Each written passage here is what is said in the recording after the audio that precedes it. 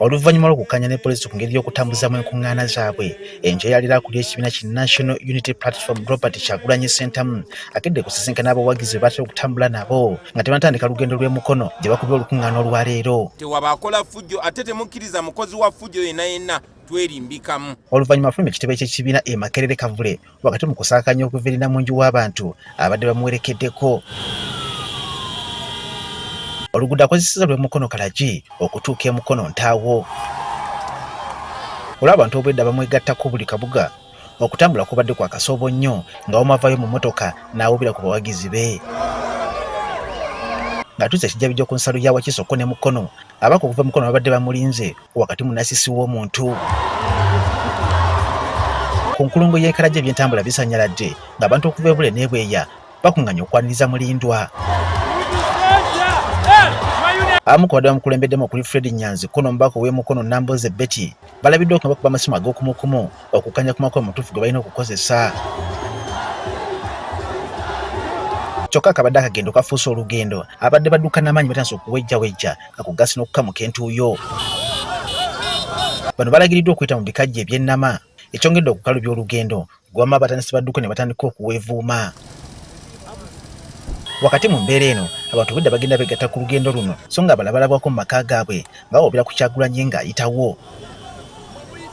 Ng'atuuse Mukono Nassuuti asanze poliisi ekiise emmotoka zaayo mu kkubo okutangira okuyingira ekibuga Mukono nga ne basajja bayo balinze dda. Kino kiwaliza Kyagulanyi okusaba akazinda n'ayogerako eri nasisi w'omuntu wasanze masaŋŋanzira gano. Batulidde nga tugamba abantu tewabaakole effujjo tewabaziba emmotoka kubanga tuli bampisa era mbeebaza mukuumye empisa ng'oza mulaba abapoliisi be bamenya amateeka. Okwomalirako ddala ennyonta asazeewo n'okubayimbiramu. Bino byonna nga bigenda mu maaso poliisi yeebadde ku bbali ng'ebasiza kasiiso.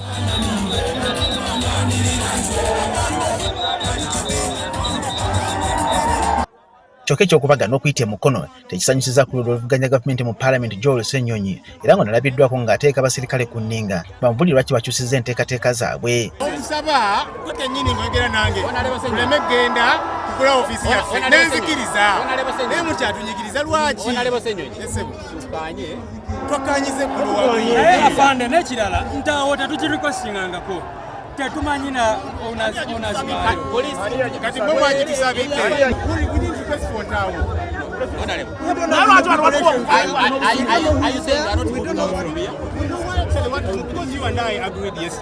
Kyadde ki Kyagulanyi ne banne oyinza okugamba nti bapondoose ne bakkiriza okukyusa ekifo nga ku gasi n'okukyusa oluguudo. Ku kisago wakubye olukuŋŋaana ayanirizibwa nasisi w'omuntu abadde yamulinze dda.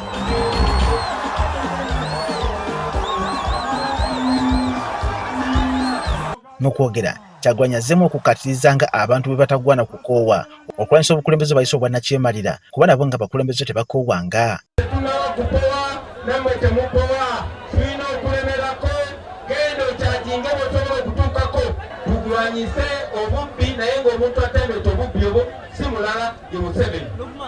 Tulwanyise ababbi abo tukyuse Uganda yaffe tusobole okweyagalira mu Uganda yaffe.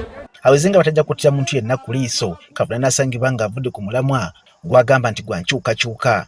Omuntu ne bakulyangamo olukwe nzize ngamba gamba nti buli muntu nange nkidamu buli muntu nange tutandikire ku nze kuba bwe mutatunulira n'amaaso gankaliriza abalala mujja batiisa amaaso bw'oba totiisa Kyagulanyi maaso tewabangayo n'omuntu yenna akutiisa.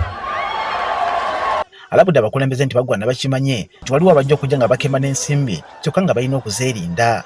Mmwe abantu ye mmwe bakoosi baffe bannabyabufuzi bangi tebaagala ngambe abantu nti mmwe bakoosi baabwe kubanga mujja balemerako bakubu nga balina okukola ekituufu ye mmwe baboosi. Luno lwe lumu ku nkuŋŋaana za Kyagulanyi olusookedde ddala okukubwa ne wataba okusuka mu ggwa kw'amaanyi wakati waabwe ko ne poliisi.